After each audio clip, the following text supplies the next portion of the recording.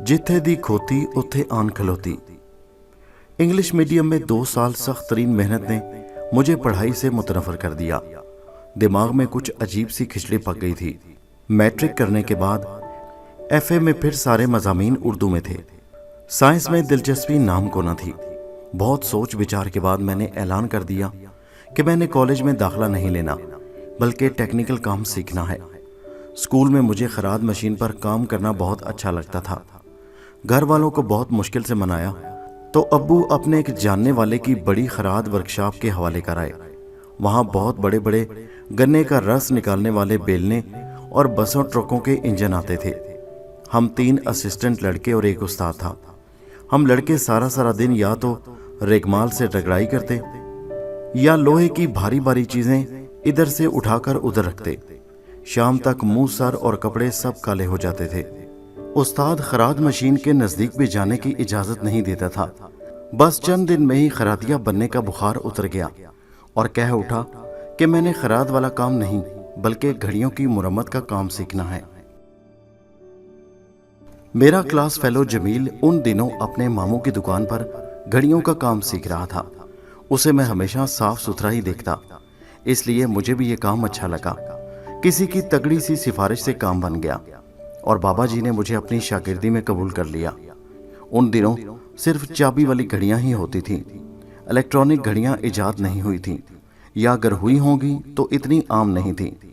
मुझे matric pass करने की खुशी में एक सेकंड हैंड कैमी घड़ी इनाम में मिली थी, जिसका केस बेशतर जगह से खारिज ज़्यादा नजर आता था, यानी क्रोम उतरकर बहुत से मकामात पर पीतल बाहर निकल आया था। अलबत्ता सुइयां अपने फराइज खूब जांफिशानी से सरअंजाम दे रही थीं। वक्त की उन दिनों हमारे नज़दीक कोई ख़ास अहमियत न थी।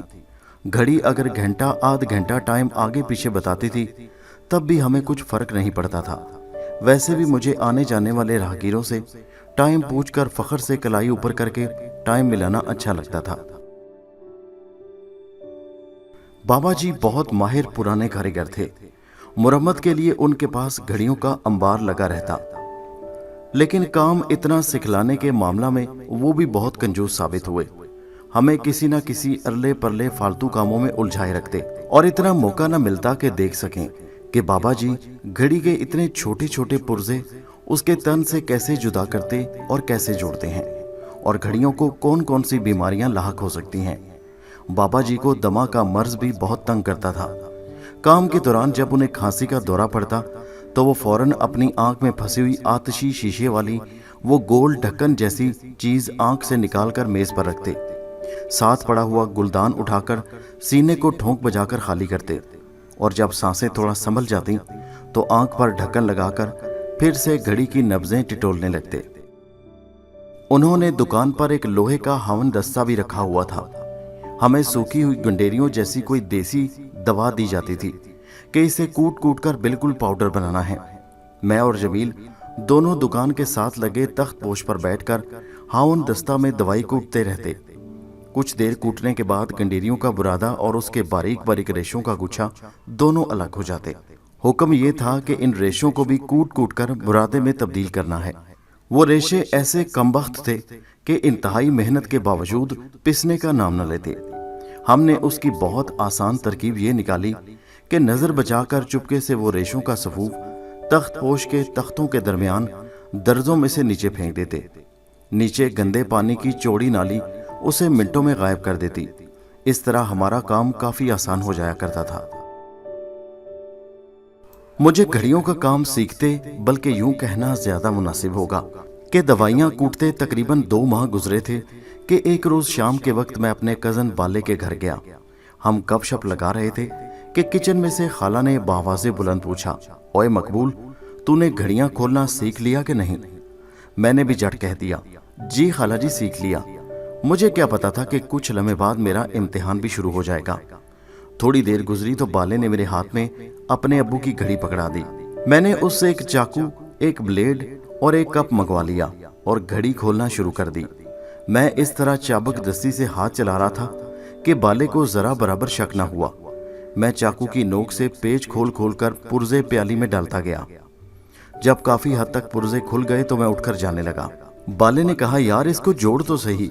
मैंने जवाब दिया, मुझे खोलने का पूछा था, मैंने खोल दी। जब जोड़नी सीखूंगा तो आके जोड़ दूंगा। और वहां से दुम दबाकर भाग गया।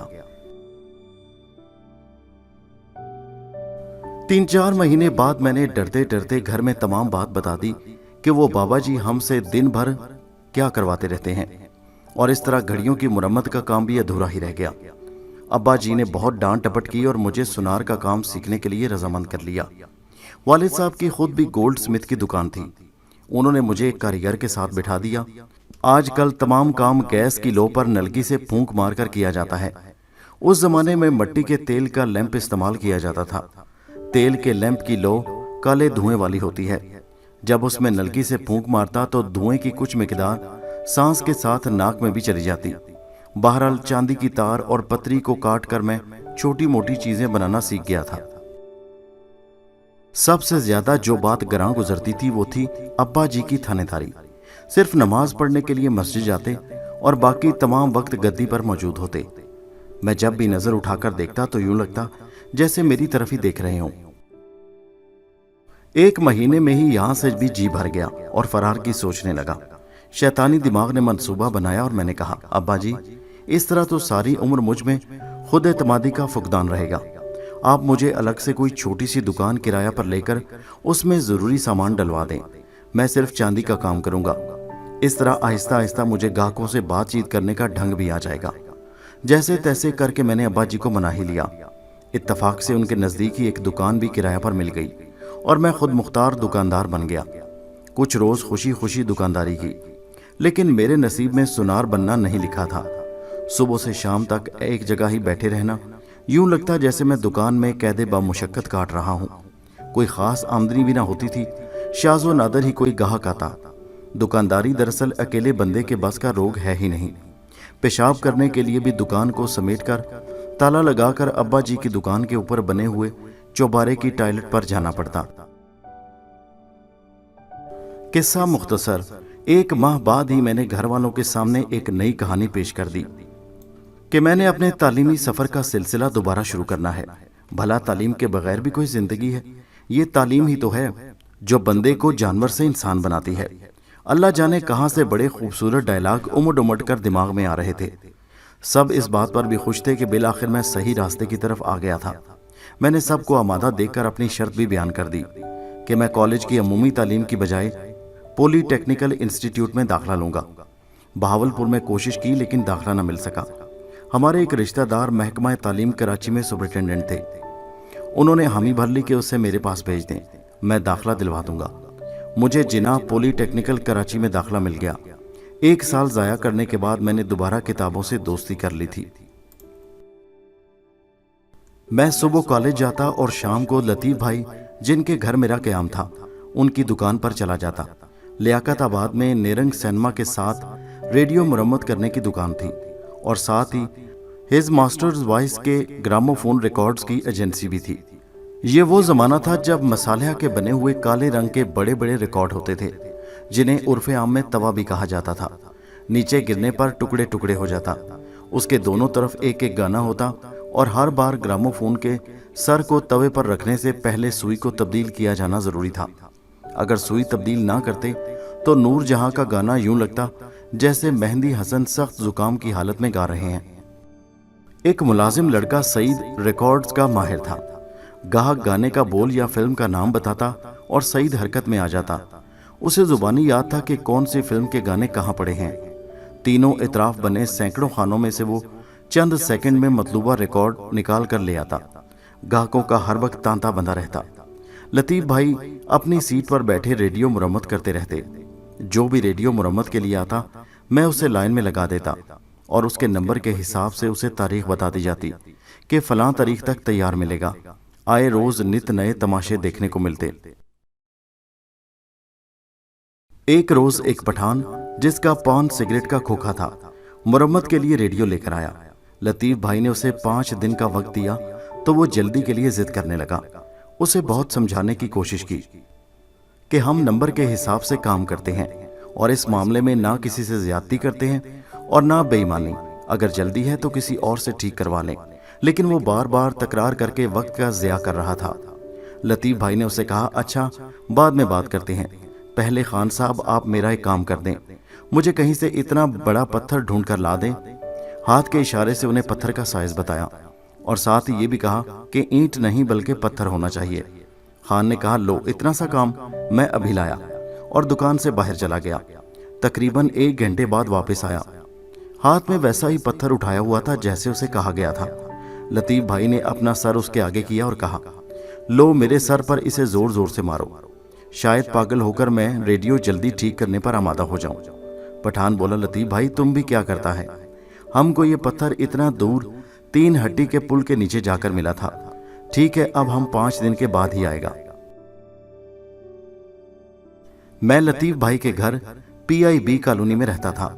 मुझे उन्होंने घर का वो कमरा दिया हुआ था जिसकी एक खिड़की गली में खुलती थी। खिड़की के साथ ही मैंने टेबल कुर्सी भी रखी हुई थी और मैं वहीं पर बैठकर पढ़ा करता था। पढ़ाई के साथ साथ गली में ताक झांक भी जारी रहती। गली में से गुजरने वालों में से कुछ को सरसरी नजर से और किसी किसी को गहरी नजर से देख लेता। मेरे बाल लंबे होने की वजह से बार बार पेशानी पर आ जाते थे। लतीफ़ साहब की छोटी बहन जो उम्र में मुझसे काफी बड़ी थी, मैंने उनसे बालों में लगाने वाली पिनें मांगी तो उन्होंने रंग बिरंगी पिनों और क्लिपों वाला डिब्बा मेरे आगे कर दिया। मैंने अजराहे तफनन डिब्बे में से चुन चुनकर चंद रंगीन पिनें अपने बालों में लगाकर बालों को काबू कर लिया। शीशे में देखा तो बिल्कुल बोबी खुसरे वाली शक्ल बन गई थी, लेकिन सोचा कि मैं कौन सा कमरे से बाहर जा रहा हूं, बैठकर पढ़ना ही तो है। अपने कमरे में आकर पढ़ाई में मशगूल हो गया। कुछ देर गुजरने के बाद खिड़की बंद करने के लिए उठा तो गली में से एक रोते हुए बच्चे पर नजर पड़ी। खिड़की में से ही उससे रोने की वजह पूछी तो पता चला कि वो गुम हो गया है। किसी दूसरी जगह से माँ के साथ यहाँ किसी के घर आए थे। ये घर से बाहर गली में निकला और फिर गुम हो गया। इस कॉलोनी में तमाम घर एक जैसे ही बने हुए थे। वो काफी देर से गलियों में ही भटक रहा था। मुझे बहुत तरस आया। मैंने बाहर निकलकर उसकी उंगली पकड़ी, नजदीक के 2-4 घरों में पता किया और फिर उसे साथ लेकर बाजार की तरफ निकल गया। एक दुकानदार ने उसे दुकान के बाहर कुर्सी पर बिठा दिया कि इसकी माँ भी लाजमन इसे तलाश करती फिरती होगी। अगर शाम तक ना आई तो मैं इसे पुलिस स्टेशन छोड़ाऊंगा। मैं उसे छोड़कर वापस पलटा तो रास्ते में सोचता रहा कि लोग बच्चे पर ध्यान देने के बजाय मुझे क्यों घूर घूर कर देखते थे, जैसे मैं कोई और मखलूक हूं। जैसे ही घर में दाखिल हुआ तो बाजी ने हंसते हुए कहा, ओए मकबूल, तू मेरी रंग बिरंगी पिनें सर में लगाकर किधर चला गया था? यकीन करें, मैं उसके बाद कई दिनों तक उन रास्तों से ना गुजरा, बल्कि आने जाने के लिए एक लंबे रास्ते का इंतखाब कर लिया था।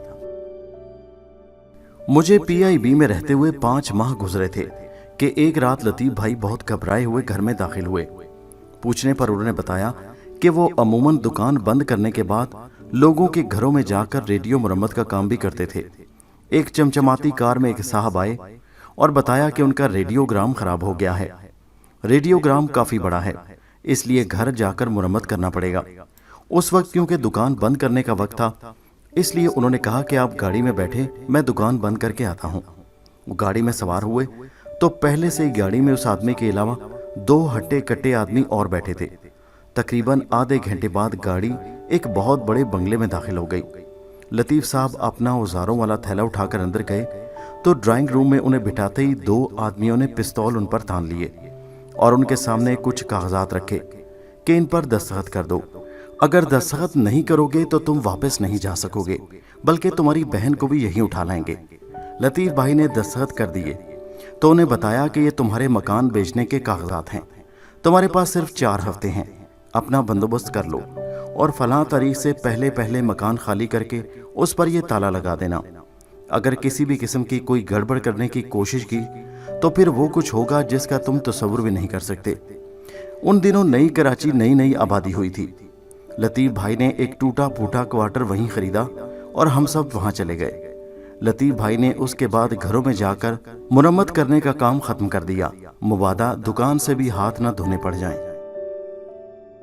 मैं अपनी क्लास में बहुत अच्छा स्टूडेंट शुमार होता था। अभी मुझे पॉलीटेक्निक में पढ़ते बमुश्किल 1 साल ही हुआ था। दूसरे सेमेस्टर के इम्तहानात करीब थे। बाकी मज़ामीन में तो मैं ठीक था, लेकिन ये कमबख्त इलेक्ट्रिक वेल्डिंग मेरी जान को आ गई थी। मैंने वेल्डिंग शॉप के इंचार्ज से बात की कि मुझे रोज़ाना छुट्टी के बाद प्रैक्टिस करने की इजाज़त दे दे। میرے ایک دوست کو اور مجھے اجازت مل گئی۔ پریکٹس کا پہلا دن تھا۔ انچارج نے ہمیں کھلا ہوا تالا دے دیا تھا کہ جاتے وقت باہر کنڈی میں اسے دبا کر لگا دینا، اور خود گھر چلا گیا۔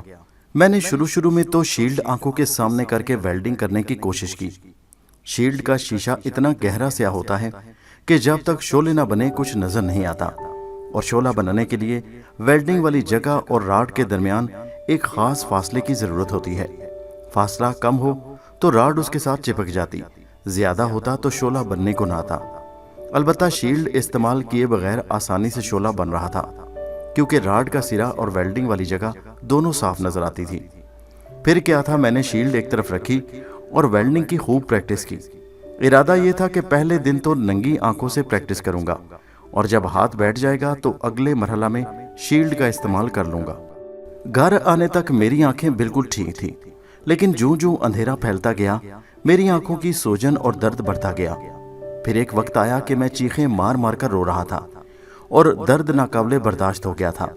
مجھے ہسپتال داخل کروا دیا گیا۔ کئی دن میری آنکھوں پر پٹی بندھی رہی۔ بہت دنوں بعد جب مجھے ڈسچارج کیا گیا اور آنکھوں سے پٹی کھلی تو بس مجھے دھندلا دھندلا نظر آتا تھا۔ انسانوں کے چلتے پھرتے حولے سے نظر آتے تھے۔ میں کسی کو پہچان نہیں سکتا تھا۔ ڈاکٹر نے 1 ماہ آرام کا مشورہ دیا تھا اور بتایا کہ بینائی مکمل طور پر ٹھیک ہونے میں 1-2 ماہ لگ سکتے ہیں۔ پڑھائی وقتی طور پر منقطع ہو چکی تھی۔ میں واپس بہاولپور آ گیا۔ جب ٹھیک ہوا تو امی نے واپس کراچی جانے سے منع کر دیا۔ قریبی دوست جتھے دی کھوتی اتھے آن کھلوتی کہہ کر چھیڑتے۔ سچی بات یہ ہے کہ وہ کہتے بھی ٹھیک ہی تھے۔ جس پڑھائی سے میں بھاگتا رہا، اپنے 2 سال یوں ہی برباد کیے، اب گھوم پھر کر وہیں آ گیا تھا۔ بقول شاعر، پہنچی وہیں پہ خاک جہاں کا خمیر تھا۔